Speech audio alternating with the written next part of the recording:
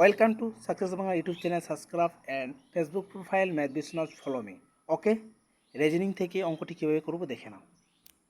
Reasoning shortcut tricks.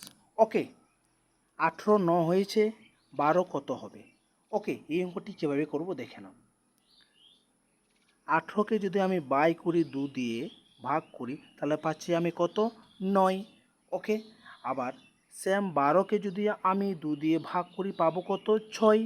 অপশানে কি আছে? 6 না। তো এই মেথডটি এভাবে করা যাবে না।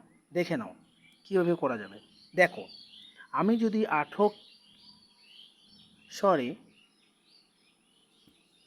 18কে যদি আমি স্কোয়ার করে দিই, হ্যাঁ, 18কে 18 গুণ করে পাবো 324 গুণ করবে।